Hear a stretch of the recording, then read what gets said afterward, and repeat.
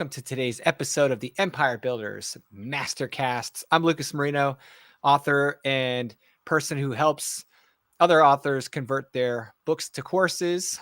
Honoree, how are you doing today? I'm super good. I'm Honoree Quarter, also an author, and I help aspiring authors become authors and figure out the best ways to market and monetize their books. Sure, certainly does. Yeah, and so today we've got a special guest. We are going to talk about someone very special to us, Kent Sanders, and his book 18 Words to Live By in our series Why I Wrote This, which is a nod to one of my favorite podcasts, How I Built This by Guy Raz. But before we get to Kent, Lucas, what's going on? What's new and exciting in your world? Oh my gosh. You and I have been We're on fire. Playing in all these little playgrounds, and I know it's so much fun. I've been researching, so I haven't talked about it on the live stream, but I have been launching an online bookstore, and now I'm looking at the opportunity for physical locations to go along with that, and timing everything and all this stuff. So if you haven't opened a brick and mortar business before, it's like a tremendous amount of like time invested in lease discussions and location and physical inventory stock and all the stuff that comes along with opening a physical business, which is very much different than what all my online business and digital based businesses are currently doing. So that's what I've been face down in when I'm not reading and writing. Yeah. How about you? Well, I want to say hello to Justin. Hi, Justin. Oh, I don't have the chat up. Hey, Justin. My brother is tuning in on YouTube. So happy to see you. Hello. And he's had some good news recently in his life. So we're excited. Oh, good. Yeah, we're excited for him. Good job, dude. And so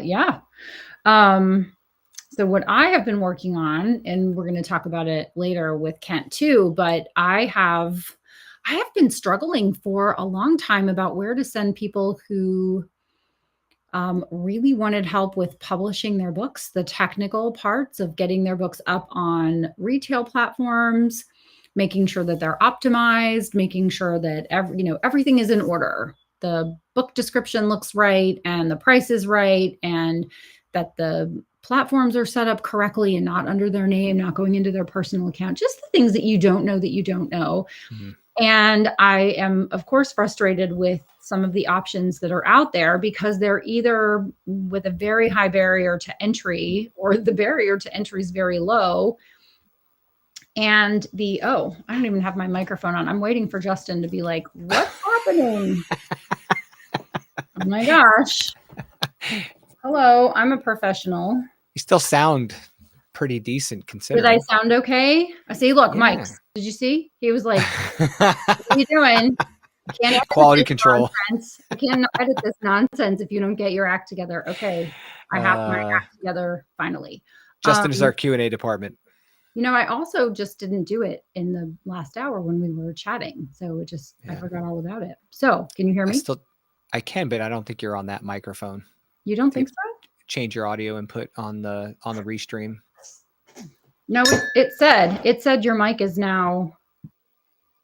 Okay. It said your mic is now the Volt, whatever this is. Yeah, it says I'm good. Am I not good? Tap the mic. Nope.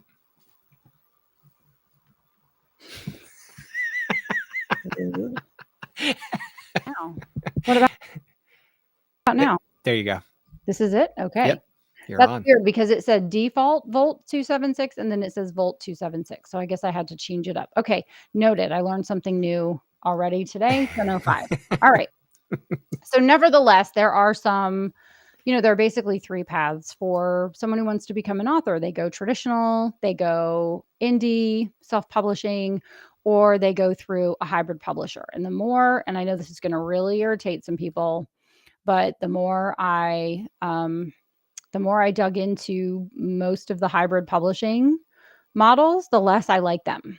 The low quality control, they want you to pay and they want to take a piece of the action. And I just do not abide by that choice most of the time, especially considering the quality. Right. So I've been really kind of trying to figure out where I could send people. And I've always had my antenna up. And finally, the opportunity came about for me to do it myself. So I'm working with MJ James, who a lot of people know and love, and I've gotten to work with over the last several months on different projects. And she's just delightful. And so I'm mentoring her and teaching her the finer points of making sure that books are published professionally. And so if anyone is interested in learning more about it, we have 3 packages: the basic, the advanced, and the elite author. And you can go to honoreecorder.com/author and check out the different packages and what comes with the packages. And it's like having a seasoned expert professional walk alongside you and help you to publish your book. So that's what I'm really excited about, because I just spent way too much time learning how to build a WordPress page because Holly. So this is the part where summer and vacations can be really annoying, because the people that I work with like to take breaks. So Holly, who did the original web page for me, I went in there and I edited it, but apparently I screwed up some of the code. So on Safari, it looked terrible. And so then I duplicated the page thinking that that might solve the problem. No. And so in hour 4, I decided, well, I'm just going to build the page myself. So there's a lot of swearing. There were some workout words that were happening. But right after 8:00 last night, the page was up and functional and ready to go. And so MJ and I have hung out the shingle of author publishing services, and we are open for business. Excellent.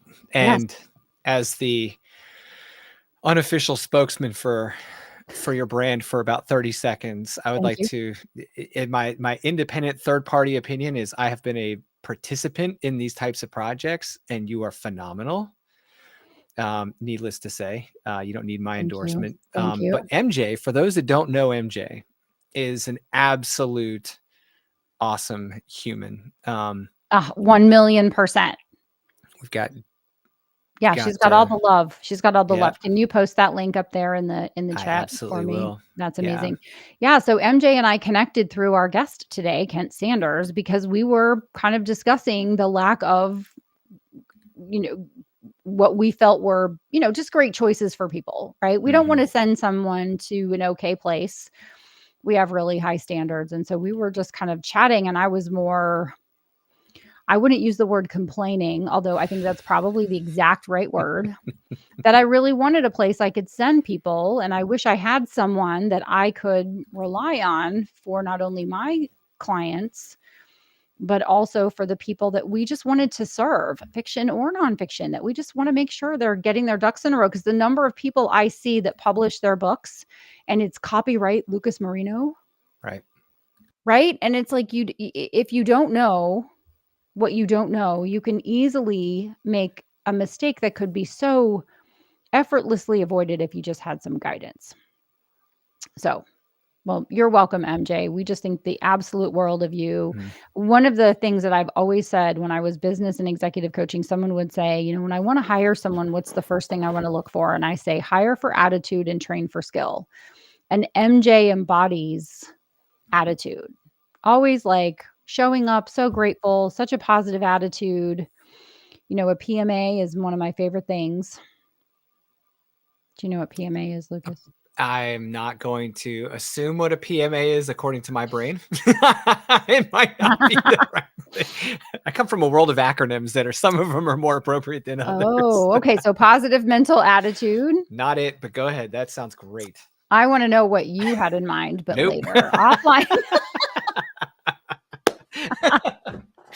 All right. Well, I do want to know what it is, but not right now. The first two words are pain in my. Oh, well, that's PETA. There's another acronym for that. Yes. Yeah. So anyway, I am a big fan of people who always see a solution in every problem instead of a problem in every solution. And they're, if they're going to argue, they're arguing for the possibilities, not their limitations. And MJ is just that person. And so it's just been really fun. We've been working together for, I don't know, like 4 months or something, 3 or 4 months. And it's just been a breeze. She's an absolute light. And so obviously this is the MJ fan club hour hosted by Honoree and Lucas. Well, I think one of the cool things about something like this is, and I've thought about this quite a bit, especially on the fiction side, because, you know, when I called Honoree and said, "Hey, I'm going to do it. I'm going to publish my first fiction." This was last year. And she's like, "Sweet." My very next question was, who should I talk to? Because you're Yeah. looking for someone you can trust, right? Yeah. Like you just walk out into the world to find resources. It gets Yep. really stressful. Because you're Yeah. not sure who you're trusting That's right. this, you know, especially That's like right. you're, you know, Right. especially And just something ask is, me about trusting the wrong person, how that ends up. yeah, I mean, it can be really It's difficult, not right? good. So the cool thing about this is, you know, if you know us, then this is, you know, obviously working with someone that's trustworthy and with a team that is got your best Yeah. interests in mind. Yeah. And that's the only type of people we work with. So That's right. That's right. I didn't mention that today's podcast is sponsored by Publishing PhD. boom, boom, boom. Bum, bum, bum, but I'm supposed to, where you will learn how to write, publish, and start to market and monetize your book. So there you go. There's the shameless plug. Right after the shameless plug for author marketing services, honoreecorder.com/author. And I'm just super excited about it. We've already had a few people, right, that we've worked with, and they are just like, I don't even know what all these things mean. Thank you so much. It's been so great. So it's going to be really fun. Before we get to our guest, I want to know what you've been reading, because you always read. It's amazing to me how much you get done, but you're always reading. Does that say Darkness and Dawn? It does. This is a friend of mine. She's amazing, by the way. Her name is Terry Hooker. And this was her first fiction. And it's kind of gothic, New Orleans, like back in the 1700s. Sweet. Apparently there was a trade market where women would be sold into marriage in New Orleans. And yeah, spooky. yeah, so this is, and obviously not a desirable situation. So this story is about Depends on the husband. Yeah, that's true. You could have sold me into marriage to Byron. I would have been all right with that. Have a little pocket money and have a great husband. Byron's like, it probably would have been cheaper. Wow. To do it. All right. Right now he's either laughing or he's going, shh. Well, he came to bed at 4:30. And I got up at 4:30. And when I opened my eyes, I was like, did you just come to bed? And he's like, yep. And he's up right now getting ready to go to a business lunch. So he's the man. I'm pretty sure he's not laughing. That's all I've got to say. I'm pretty sure he's not laughing, because I know he was working before I was done working and not throwing my computer out the window, because I have some moments of self-preservation. Right? Yes. We needed it for today. All right. Is that the only thing? Darkness and Dawn? I'm actually reading also a collection from, or let me give you the title first. It's Shrouded. Okay. Shrouded Horror, sorry. Tales of the Uncanny from K.C. Griffin. Is it Casey? KC as in two letters. Okay, KC Griffith. KC Griffin, Grifant. Griffin. And Shrouded Horror comes out within, I think, 2 weeks. I might be wrong on that. Oh, you got a pre copy. Did you get it on Kindle? Is that why you're not holding it up? Yes, I have the EPUB file on my Kindle. And it was sent to me directly by KC, because we're going to have her on the Suspense is Killing Me in a week. So next Friday, I'm going to do the recording with her. So I think her book goes live in 2 weeks. Awesome. Yeah. And I was just about to say, do you only read, because you read an awful lot of physical books. And so I was wondering, you probably read also Kindle? Oh, absolutely. Okay. I've got tons of ebooks. Oh my gosh. Every day I say I'm not going to buy another book. And then I had one delivered yesterday. Whoops. Yay. So yeah, I'm really big into the physical books, but I'm also really big into ebooks, because physical books are obviously a little bit of a different price point, and also all the space, right? So like when you are prolifically reading, it can be hard to manage that. I am still trying to break the habit of like, I'm going to be moving, right? Like I was in the military for all those years. It was like, you could be moving every 2 to 4 years. Now you're never moving again, right? That's right. So until you move to the Middle Tennessee area. And if that happens, I'll have enough money to just afford to bring all the books. So, Right. Oh, look, it's John Stongi. Hey, John Stongi. Oh my gosh, I'm a little upset. I took getting Kent Sanders here to get John Stongi Right. here. Right. I know. We're not going to take that personal. We're not going to take that personal. I didn't even connect the dots, but yeah. Well, whatever it takes. Yeah. However he gets here. He's here. He's here, right? I'm just giving you a hard time, John. I'm not giving you a hard time, John.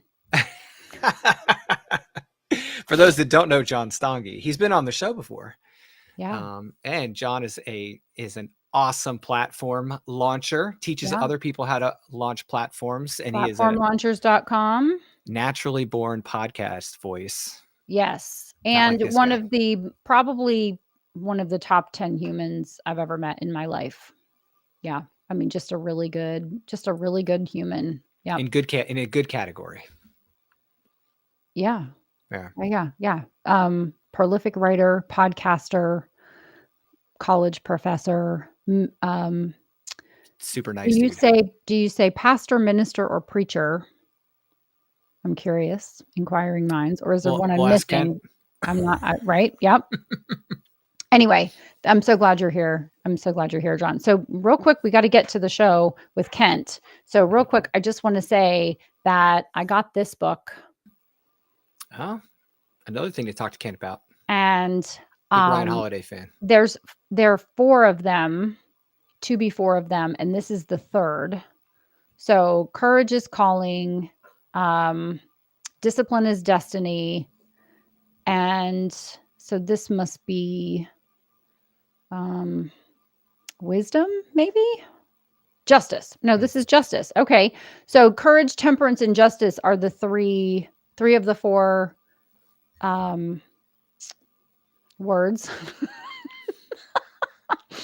Virtues. I almost spit my tea out all over my keyboard. Sorry. Apparently I need to drink more coffee. So there's the Stoic Virtues series. And so Courage is Calling was the courage virtue. Discipline is Destiny is the temperance. And so Justice is the 3rd one, and it's the right thing right now. Good Values, Good Character, Good Deeds by Ryan Holiday. And so if any of you were wanting something from me this weekend, or you were expecting, every closet, drawer, or space to be clean for the upcoming EBM in person, and it's not done, just send a note to Ryan Holiday and tell him that he should not be coming out with his book at the same time of year. Also, I think he's late. I think he at one point had written how this book was due earlier and he didn't quite get it finished. I'm sure it was worth the wait. He has really good books. I read the Daily Stoic. Kent, I'm going to show this again, and then we got to bring Kent in. So Kent got me this beautiful leather-bound version of the Daily Stoic, which I read every day, all year. It's on my desk. It's always on my desk, and it's one of the first things I do in the morning is figure out how I'm going to be tested that day, and try to maintain my anti-fragile equilibrium. But that's it. So now we're up to date. We should probably bring our special guest in. And so I don't really have a bio for Kent. I'm just going to kind of riff a little bit while you're bringing him in. So Kent Sanders is a prolific author, a former pastor and college professor turned full-time author and ghostwriter. He's also the host, founder, and leader of The Profitable Writer. So he had the Daily Writer for a long time. And those episodes and that platform still exists with lots of resources, but he decided to rebrand and become The Profitable Writer. And he has a membership community and people that are in that membership community. And I get to work very closely with Kent because we've done 4.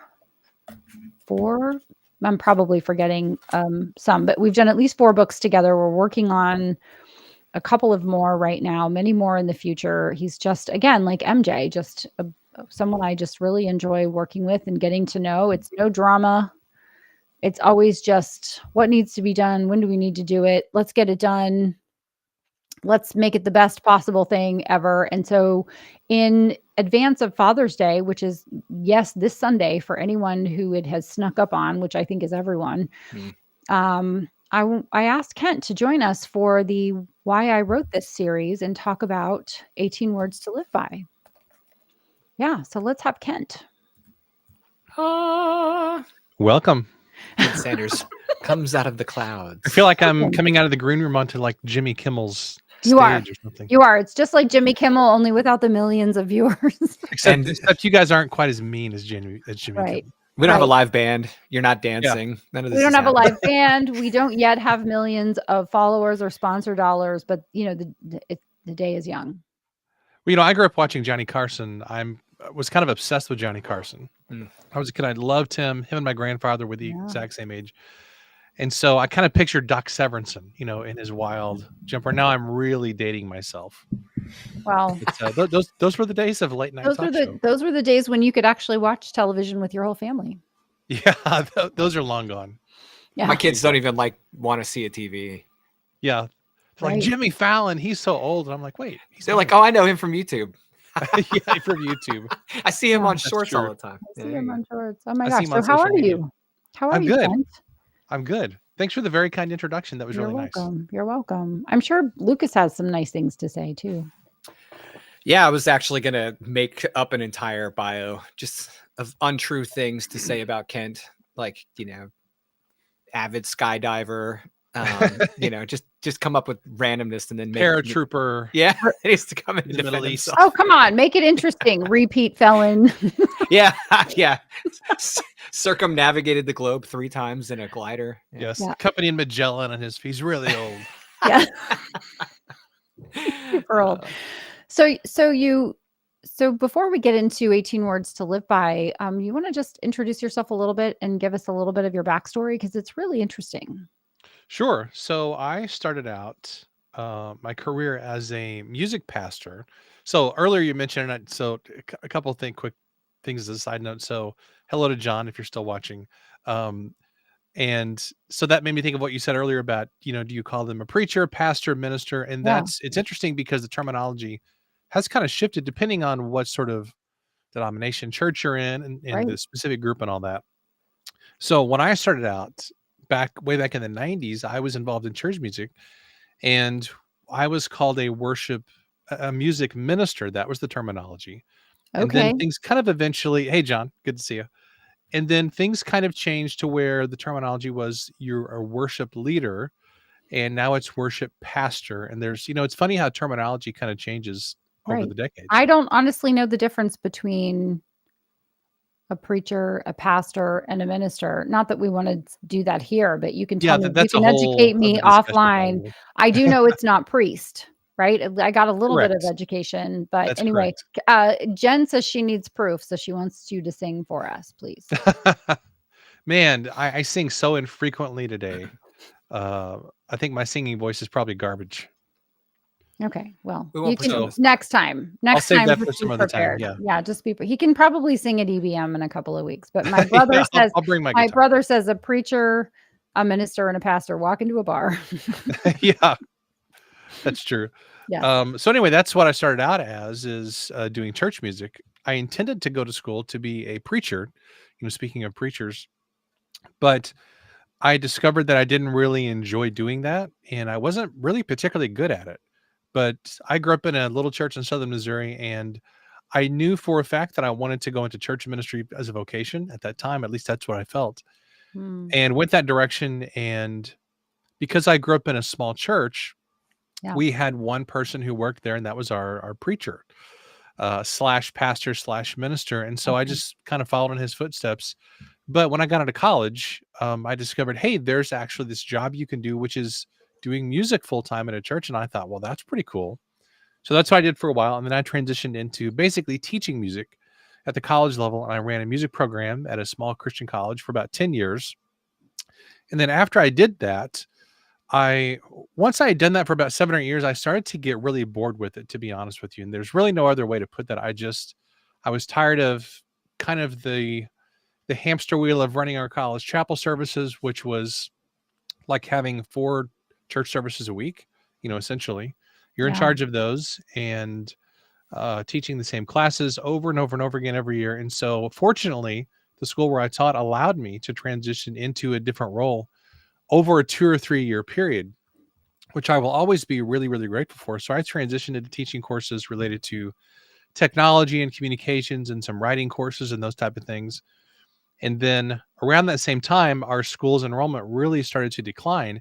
And I thought, man, I need a plan B here, Mm, or I'm going to die with the school. So I really need to sort of right. get my ducks in a row and figure out what I'm doing. And just after a long period of trying a lot of different things and figuring things out and stopping and starting a lot of different initiatives and trying to make some income, I finally got into ghostwriting a number of years ago and Yeah, you did did. that for a couple of years and built it up to a full-time income and transitioned into what I'm doing now. Basically, that's kind of the short story. I love it. I love it. Well, I have a whole bunch of questions, Lucas, but please feel free to jump in there. Yeah, no, I love Ken's story because it shows how you might set out in one direction, but you can be very flexible and you don't feel locked in. I think our generation may have been the last generation that was raised by a previous generation who had just stayed in one career path for their Right. entire Right. lifetime, Yeah. unless of course you get into a profession like being a medical doctor or something like that, where naturally you kind of stay in that profession due to the amount of work that comes Right. in the front of it, to get in and be in that type of profession. So I really love the way that you were able to pivot professionally, and you do it in a way that is natural, and you're still serving people, and you're doing it at such a high level. So I think it's just really inspiring to see someone move from one profession to another and not miss a beat. Although I say that, but I know as a person who's done it, the whole not missing a beat thing doesn't feel that way, but it sure looks that way because you've done such a great job with it, dude. 100%. But Well, thank you. I'm sure from the outside, people who knew me from my college teaching career, they probably looked at that and they thought, well, that's kind of an odd job to go into. You don't hear of college professors becoming ghostwriters and going into a full-time business like that. But really, it was a series of I just call it overlapping, where you have the main thing that you're doing, then you have some kind of a side hustle or a side gig that you're doing to kind of test the waters and see if you like that. And that's really how my whole career has been. When I was doing music in the church world, I taught a couple college classes on the side. I discovered I really loved doing that and was pretty good at it. And so I went into that for a long time. When I wanted to transition out of teaching music, for the most part, I started to teach a couple classes on this, not on the side, but I basically used what I was learning through podcasts to negotiate the courses that I was teaching. Because what a lot of professors do is they just kind of accept whatever's given to them. So I thought, well, in fact, it was Bob Berg's podcast I was listening to, and I thought, what if I actually try to negotiate some of this? What if I negotiate my class times, the classes I'm teaching? What if I can pitch ideas for new courses that are really interesting to me instead of teaching courses that I don't really like? And it worked. It worked like a charm. Also because it was a small school and I knew everybody. And if you bring coffee on a regular basis to the academic secretary, the world is your oyster, basically. Right. So I've just overlapped my whole career. And I think that's a good pattern for people to transition into something else. You don't have to make a hard right transition. You can try some things for a year or two, build it up, and then, just make that transition really, really smoothly. Life doesn't have to be all bumps and bruises and craziness, although sometimes those things are going to happen. I think it's inevitable. Right. Definitely. Never underestimate the power of coffee, chocolate, or cookies. Yes, for sure. Absolutely. Couldn't Yes, agree more. definitely. So, how did we get connected? Do you remember who connected us? Kind of. I was thinking about that the other day, and the way that the way that I first heard about you, Honoree, was I was at a tribe conference. Jeff Goins put on, Oh, who right. we all know Jeff. Mhm. I love Jeff to death. What a awesome author and a great guy. He put on this conference called Tribe for, I think it was 5 years, and I 5 years. went to 2 or 3 of those. And he had a really cool feature of that conference, which is called the Book Exchange. And I don't know if that was something that was unique to him, but it was the first time I'd ever seen it. And you could basically bring your book, set a couple copies down there, and you take a book and you leave a book, basically. I remember I took a copy of my book, The Artist Suitcase, and I left it there. I have no idea who actually took it, of course. But I saw a book there called Tall Order by this lady named Honoree and I thought, that's an unusual name. And that looks like a book. It's a short book. It looks like it's something I could read fast, and this looks like something that would help me in my life.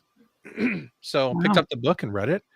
And then I kind of was on the fringes of your world for, I think, a few years.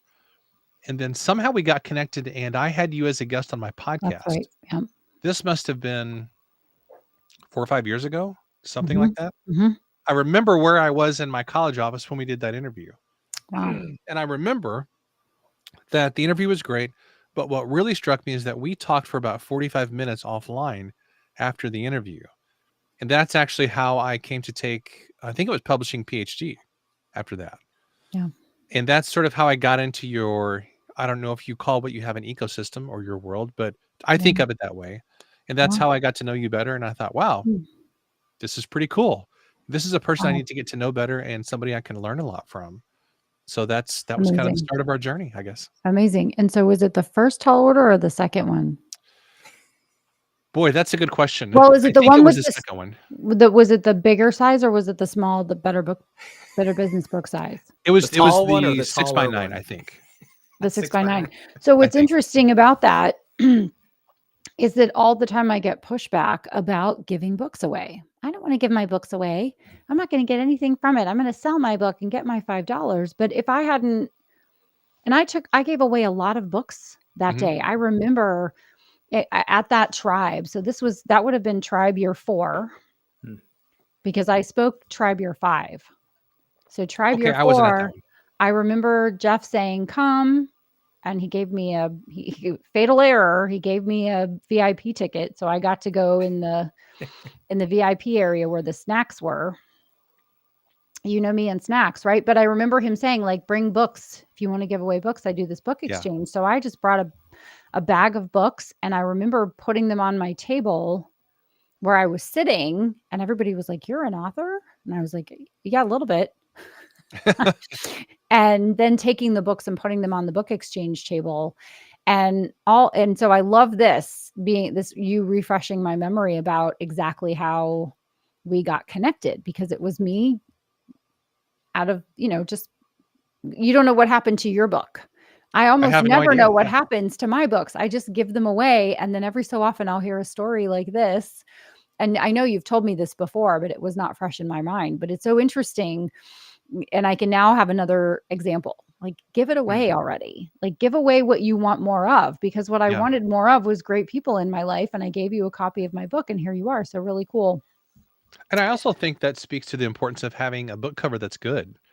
And I know you feel strongly about this. I feel really strongly about it too, because all things being equal, if people are looking at a bunch of random books on the table, what are they going to pick up? Well, obviously the title, the subtitle, there are other factors with the print version of the book that do make a difference. But if it has a great title and a great cover, that's going to vastly increase the chances people are going to be interested in your book. Yeah. So if I designed my cover in Word, we probably wouldn't be sitting here having this conversation today.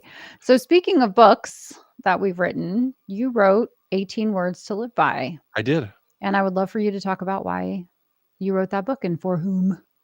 Well, I wrote it for my son. His name is Ash. He used to go by Ben.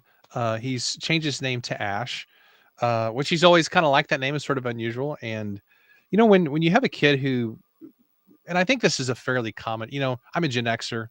And so we were actually talking about this the other day about how I said, it's interesting because like people my age, we had nicknames, but I never really knew anybody who like kind of changed their name, not legally, but changed what they go by. But it's super common with younger kids, at least more common than it was when we were all growing up. And so anyway, he goes by Ash now. And the reason I wrote the book really was because back when he was probably, 15 or 16, I was thinking, what is something I could get him for his 18th birthday? So he just turned 20. So this book came out a couple of years ago. And I thought, well, I'm a writer, so maybe I should write a book for him. Now, there's the writer part of me that's thinking, oh, what a cool gift that would be he'll appreciate all the work that's involved in it. Not to mention, the expensive editing and cover design and everything that's involved in putting together a great book. Of course, kids don't really think that way. So I kind of knew from the dad angle that he would probably look at it and go, okay, that's a nice gift, set it on his shelf, and probably would never read it. Now, to his credit, he actually did read it. And I think he liked it. So, or maybe he just told me that, who knows. But I wanted to give him something that he would hopefully appreciate at the age of 18, but really appreciate when he got to be 35 or 40 or 50. Because one of my treasured possessions is a notebook that my grandmother used back in the early 70s to write poetry. And she died when I was 3 years old. And that's one of my treasured possessions because it's a physical thing that she created. She was a wonderful lady. Everybody loved her. She was really great. Awesome. I think it's where I got my interest in writing from because really neither one of my parents have been into writing. So it must have skipped a generation and somehow it embedded itself into me, I guess. But I wanted to give my son kind of something like my grandmother had. Now, she didn't pass it on to me. My dad actually gave it to me, but I wanted to give him something tangible that in a couple decades, when he's discouraged, when he's going through a rough time, when he doesn't know what to do, when he comes to a crossroad in his life, when he feels like quitting, what is something that he could have that would help guide him through those times? And so I sat down and I thought, what are the 18 values that I try to live by in my life? I don't do them perfectly. And what is something I'd like to pass on to him? So that's really the genesis of the book. And I designed it in a way where you can kind of like with an 18-year-old's attention span in mind. The chapter, it's a small book. It's physically small. The chapters are like 4 or 5 pages long. It's a very, very quick read. They're not sequential. So it's just something where you can pick up and read really fast and get something tangible out of it. It's a wonderful book. I loved it. I read it twice. I think it's a wonderful book. It's a great gift for Father's Day. Yeah, I think so too. To your father. It's a great gift for a father to give to his son who's a father, right? Maybe of younger kids. Absolutely. It's actually not just for dads, but I love the sentiment behind you writing it. The parent in me wants to know if you took a highlighter and like highlighted certain passages and circled things and drew arrows, like you don't want to miss this. This one's really important. I didn't, but that's a good idea. Now, well, actually, I take that back. I have mentioned to my son a couple times. I said the most important chapter in the book is number 1. That's why I put it first. And that is a chapter on responsibility, basically taking responsibility for your life. So there's no situation I can think of, and there's no problem that can't be made better by looking at it and going, how can I take responsibility for owning this, for solving the problem, for taking action, for do I need to apologize? Do I need to work harder? Do I need to stay up later or get up earlier? Yep. Whatever it is, if I can take greater responsibility, that probably is going to help solve whatever the problem is. Right. Right. I love that. Nice comment there, Jen. Thank you. Yes. Thanks, Jen. That's really cool. Yeah. Yeah. I mean, and this, I mean, I know you wrote it for your son, but you could give this to any of your kids or even it's gender neutral. Yeah. Even someone in your life that is maybe in need of some support and they don't have it. Cause I've got some people in my circle like that, that would benefit greatly from a book like that. Cause they're not going to hear it from somebody else, which is unfortunate, but that's life. So, yeah. Well, it would be a great wedding gift, a great graduation gift, a great birthday gift. If only I knew somebody who has experience with different versions of books. Yeah. You could really help me. Let me think about it. If either one of you know anybody like that. You know what? Let me send an email out to my network and see if there's someone who could help you. Yes. Post it on social media. That's always the best. Yeah, post on Facebook. Who knows someone who does this? You get the best leads when you do that. Yes, perhaps only we knew somebody. Oh, so you were a pastor, minister, and preacher-ish, and a college professor. And obviously you're a husband and a dad. And Correct. So you've made this transition though to writing and all that goes with writing. So your own brand of writing your own books, writing 18 Words to Live By, writing The Artist's Suitcase. and also running the Profitable Writer. The reason we get to work most closely together is because you're a ghostwriter. So I have a bunch of ghostwriter questions that Sure. I think are pressing questions. The number one piece of resistance that I get when I talk to a prospective client, I'll say, look, you can get 10,000 words an hour when you're interviewing with a ghostwriter because they know what to ask you. Yes. But somehow they're concerned that the words in the book are not their words, or that they're not really a ghostwriter, or they're not really an author if a ghostwriter wrote the book.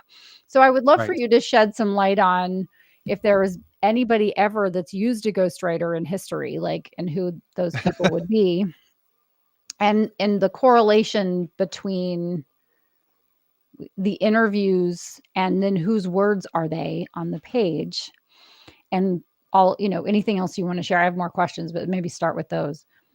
Yeah, that's a really good question. And I know that people who are considering using a ghostwriter, or maybe they just heard of ghostwriters, they have this concern about those aren't really my words.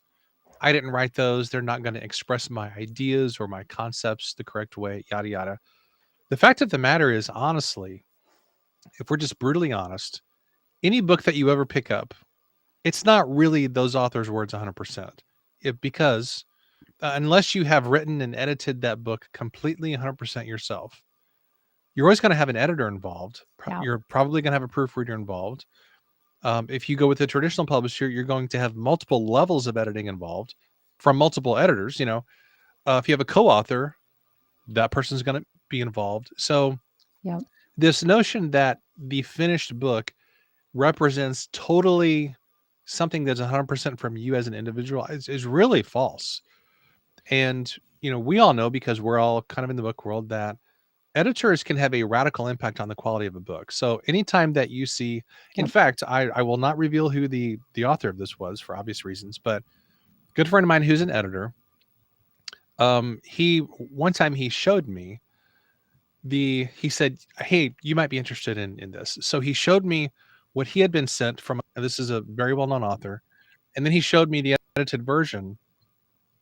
Basically it was the Word document with his edits. And I was shocked at how much had been how much it rewritten. had improved and how much was different Yeah. because this editor had done a pass on it. But that's Yeah. good. I think that's a really, really good thing. So like this idea that it's not really your words, I don't think it should just be your words, because if it's just you creating something, that means you're going to limit the excellence of it because it doesn't have an editor involved, or maybe a collaborator or a ghostwriter or something. So collaboration is what makes something better. Writing a book is a team sport. I just wrote that down. Absolutely. Mhm.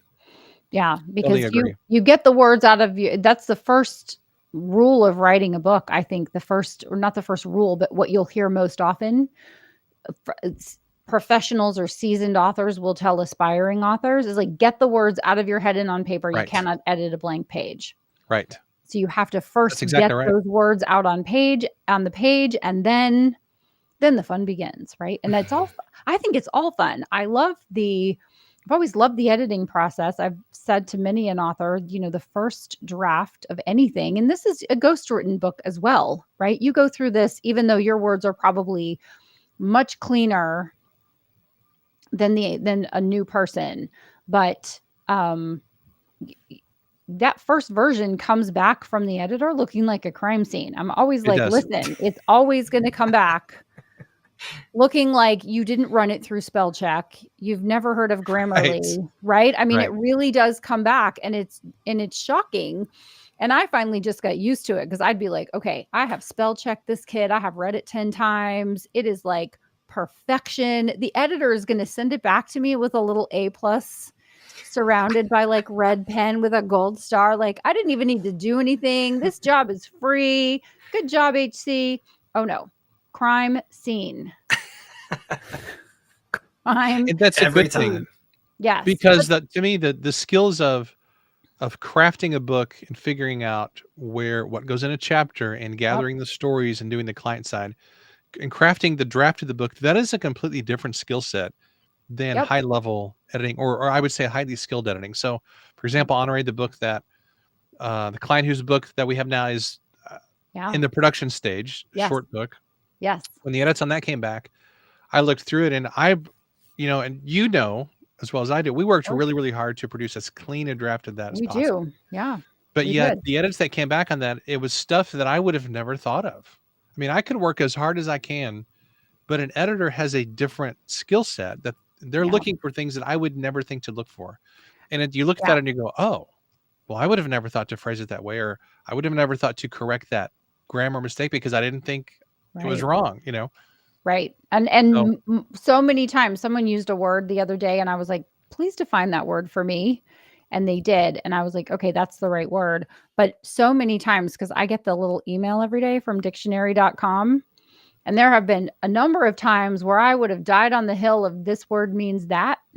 right, And it did not mean that at all. So now if I don't know for sure what a word means, I am really hesitant to use it because I think some people use terms or words and they don't actually know what they mean. right, I keep right. a Right? dictionary and thesaurus open the whole time I'm writing. Yeah, I'm always jumping in for also to try not to use to do repetition. Um, so when should someone think about hiring a ghostwriter, and what are the main reasons why someone would hire a ghostwriter? I think if you're considering a book and you don't think that you want to write it yourself, or you have some anxiety around writing a book, or you don't have time, you and I work with a lot of people like that where they're very busy professionals. Yep. They don't have time to take hundreds of hours to try and figure out how to write a book. Why would you do that? If you're a successful Right. professional, you're not going to Right. take time to rebuild your car engine, probably, unless you're a mechanic. Right. You would take it somewhere to have that done, or just buy Yeah. a new car, I guess, would be the Right. simpler solution. Right. So why would you want to do that with your book? It's really no different. Um, Yeah. I think whenever you're thinking about writing a book, that's a great time to consider using a ghostwriter. Yeah. Or if you have tried to write it and you're feeling frustrated and you don't know where Yeah. to go, that's a good time as well. Yeah. So if that's the case, I mean, I think that, well, first of all, obviously I agree with you, especially in the case of like busy professionals. I think that a lot of times you could tell me if this is way off center or if I'm off target here or not, Kent, but I think sometimes it's like the fear that they won't have like as much control over the project Right. as they Right. think they'll have if they do it themselves. And a lot of times people that are that successful, especially when something's got their name on the front of it, like a book, and the readers assume it is your words as the author, they're nervous about that. They'll have a hesitation about engaging a ghostwriter because I think there's this very false assumption that they don't have creative control over this project and that it isn't their words. Like, can you just briefly confirm that, like, hey, you're drafting this, but it goes to them and they're working with it Right. as well. They're just not responsible for generating 40,000+ words, by Right. themselves off the start, right? Like, am I correct? Yeah, I think that's a really good question. I like to use the analogy from a different industry. Let's take the music industry, for example. And I'll just say Taylor Swift because everybody knows who Taylor Swift is. Okay, when you see a Taylor Swift album, does that mean that she wrote everything? Well, she's well known for writing all her own songs, so maybe that's Right. not the best example. But anyway, she probably had some co-writers on there. Collaborative writing for sure. Did she do all the recording? Did she play all the instruments? No. Did she engineer and mix the project? Did she manufacture those CDs or No. that vinyl? Of course she didn't. When you see Taylor Swift on an album cover, that means it represents her as a brand, as a persona. She's singing. She probably didn't play. I mean, she can play guitar, but I doubt if she plays guitar on her own records. There are far better guitar players in Nashville and elsewhere.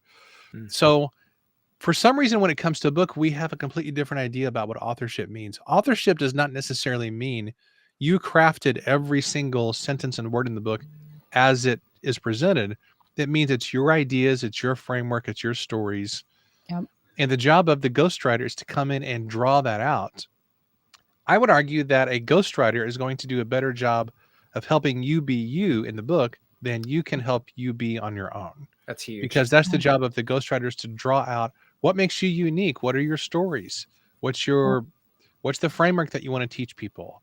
And I think when you work with a great collaborator like a co-author or a ghostwriter, they're going to help you be a better version of yourself than you could be on your own. Yeah, I love that. Because we are already short on time. This is amazing how fast this has gone. Probably because I was too chatty in the beginning, so my Rapid fire. apologies. We're having fun. How much should a ghostwriter cost? What's the range of ghostwriters?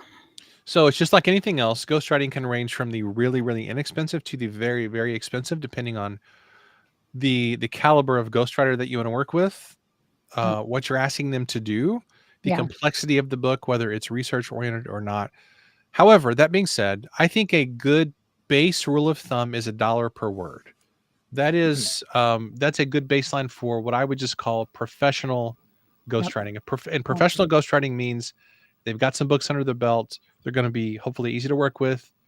They know what they're doing. They know how to craft a book and how to tell stories, and they can work with whatever publishing arrangement you have. Yep. So let's say if you're writing a 50,000 word book, that's 50 grand for professional ghostwriting. That is a good baseline to work from. Now, there are writers who are obviously less expensive. There are writers who are far, far more expensive, just depending on the caliber of writer that you want. But I think that's a pretty good baseline to operate from. Yeah, I think that's pretty right on. And when I talk about investing in a ghostwriter and other options, I always suggest that they look at how long it would take them to write the book themselves and what the cost is. What do you make per hour? So what is it costing you? Because you're either not earning money or you're not enjoying your life because you're trying to figure out the process of ghostwriting. It took me 4 hours to build a WordPress page yesterday that if my designer weren't on an unauthorized, unsanctioned, unappreciated vacation right now, it would have taken him 20 minutes to build it. I'm not bitter. I did learn how to put together a WordPress page. Now I'm feeling. I have a therapist happy. on speed dial if you need one. Yes, I'm still traumatized by it. I think Byron might be by proximity. But that's my first thing is like, I will always say, how long will it take you to make back the amount of money it's going to cost you to delegate this project to skilled professionals who will do it better than you could ever figure out how to do it on your own. I mean, I built the webpage. You all can see it on honoreecorder.com/author, but I didn't do it in the best, most amazing possible way in the shortest time.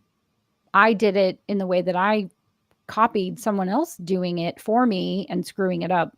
That was the first bad move.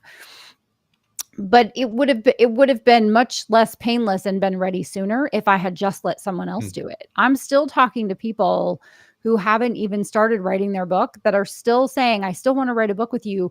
And I've been talking to them since 6 months before we started Beth's book. And here is Beth's book. Beth is already selling books and making money and engaging clients. I've got it right here they're too. Still going, I'm going to write a book with you someday. And I'm not throwing shade or anything like that. I'm just saying, like, you're also leaving money on the table every day your book isn't ready. If your book isn't done well, you're leaving money on the table. So when you're thinking about it, it's not a cost is what it's to go to dinner, right? When I go to dinner, I spend money and that money is gone. When you invest in a ghostwriter, you're investing in your business. Yeah, and can I also throw one more thing in here? Yeah, please. There's a lot of benefits to collaboration, and sometimes just like you said, you're going to go for a long time, you're going to spin your wheels, and sometimes you need a great collaborator to get things done. So one of the books that I'm reading right now is the new novel Eruption by, these are two names that nobody ever thought they would see on the same book, by James Patterson and Michael Crichton. So his, long story short, his widow came across an unfinished novel a number of years ago. She reached out to James Patterson. The book it just came out a week or two ago. And I thought that's pretty cool that here you have this unfinished thing, and now you have a really skilled writer able to take that ball and run with it and score a touchdown with it. And I think that's a good analogy for ghostwriting. Yeah. Let's help you score a touchdown with it. Amen to that. Yes. 100%. Have you read Eruption? I'm partway through it. I like it. I've never read a James Patterson novel before. Did you? Oh, really? No. What just happened? I'm having a moment. So I told my wife, I said, he's very different than Michael Crichton. Their styles are really different, but one very smart thing that James Patterson does is he has little bitty short chapters that just keep you turning the page. Yeah. You can't You keep going. Turn it off. Can't turn it off. Did didn't he write the Toys R Us theme song? Wasn't he the jingle writer? That I don't know. I've not heard that. I think he was a copywriter before he was an authur. So I think he He brought was, that yeah. into, yeah. So, Wow, Interesting. I think that's in the opening of the Writers Inc. podcast. I think I might have heard that. Oh, interesting. Yes. And so is there anything else? What I would love to know what's next for you. And is there anything else we need to know? So what's next is I've got a few of my own book projects coming out over the next couple of years. So, and those and client books, of course, we've got a couple of those going and probably many more of those to come the next few years. Definitely. And of course, I've got my podcast, The Profitable Writer, and my membership community, The Profitable Writer, which both of you are in. Thank you very much. Yes. You're Enjoy having welcome. you there. So Of course. yeah, lots of cool things happening. Probably the most exciting thing I'm personally working on, that, or at least that is really different, is my dad's Vietnam memoir. So we just had a conversation. I had a marketing call with my dad, as odd as that sounds. That's so fun. So we were talking about what are some things that we could do to promote your book. So we decided to launch a few weeks before Memorial Day next year to take advantage of Memorial Day. So Okay. yeah, I'm going to be doing some bookstore signings with my dad Oh, and those kind of things, which is really cool. amazing. So lots of fun things. Well, let us know how we can help. And maybe you can have your opening, one of your book launch events or signings at Lucas's. Yes, and I Lucas, I want to talk to you more sometime about the bookstore thing. I'm really intrigued by that. Yeah. I don't know. It's going to be great. And so Crazy thoughts. I have two more questions. Where's the best place for people to go if they're watching this, whether they want The Profitable Writer, your books, or your ghostwriting? Where do we want them to go? You can go to theprofitablewriter.com. That's everything related to Profitable Writer. And my website is kentsanders.net. The easiest way just to get in touch with me directly is just shoot me an email, kent@kentsanders.net. Remember email, that thing that we all used to do way back in the 90s? Yeah. Which we all still love, and it's so simple. I just love it. Email is a miracle. And so then you were really instrumental. I want to bring it back around to author publishing services, just for the purposes of saying thank you, because you were the person who I was chatting with about some of my challenges and frustrations, and you connected me with MJ. So I want to say thank you for my pleasure, helping me to get that initiative off the ground, because I really think it's going to help a lot of authors to avoid painful pitfalls and problems and achieve successful and professional publishing with ease. So thank you so much for doing pleasure. that. Yeah. Totally. And as I mentioned before, that solved a big problem for me, because when people have come to me who just want their books on Amazon or they want them published, I was struggling with what to do with that because I didn't have time to do it, but yet I wasn't sure where to send them. So thank you. Yeah. Oh, you're welcome. Yeah. It's going to be just so great. Yeah. I think so. Yeah. Well, thank you, Luke. Thank you, Lucas. You're welcome. I'm always thanking. Thank you, Lucas. Thank you, Lucas. Thank you, Kent, for sharing all of your knowledge with our audience. And thank you, everyone, for being here. And Lucas, what do you have to say? You've been so chatty this hour. I can't shut you up. I'm just enjoying hanging out with Kent. I've just, it's always great to learn from you and be inspired by what you're doing. The whole concept of ghostwriting is so fascinating to me. Mm-hmm. And I think that I just hope that this helps some people understand that, to your point, Honoree, I always say never write alone.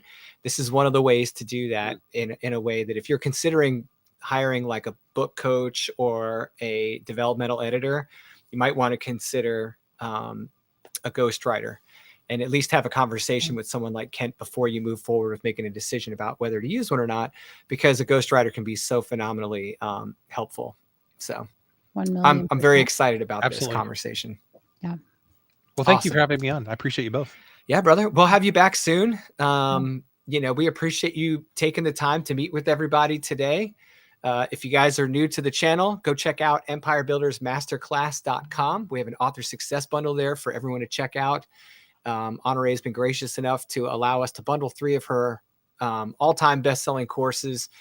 They're the same courses that got me into her world and her orbit when I was learning how to self-publish. And I encourage you guys to go check out those resources, particularly if you're a nonfiction author. Honoree, am I forgetting anything on the way out? I don't think so. I think we right. will be here next week. That's it. And then 2 weeks from now will be dark because we'll all be together for the Empire Builders Sure. Mastermind. So thank you That's all right. for tuning in. I do want to say thank you to my brother Justin, who always watches and edits our videos and does things for us. But he is not going to be watching live most Thursdays because he will be otherwise Disposed. occupied, indisposed. But I just appreciate his support and his presence in my life, as I appreciate you, Kent, and you, Lucas, and everyone who watches. thank you. And I want to shout out to Tony. Tony, put your book title in the chat and I'll add it. He just got his first copies of his first book the other day. Oh. And I didn't get my fingers on that in any way, but I'm just such a huge fan of Tony and all of his work and his story. He's so inspirational. So it's so awesome to see you here. And thank you all for tuning in. Please like, love, share, tell your friends, come back next time, ring the bell, all the things. And check out kentsanders.net and theprofitablewriter.com and get a copy or 10 of 18 Words to Live By. For 10 people, you'll love a whole lot. Thank There you. you go. Appreciate it.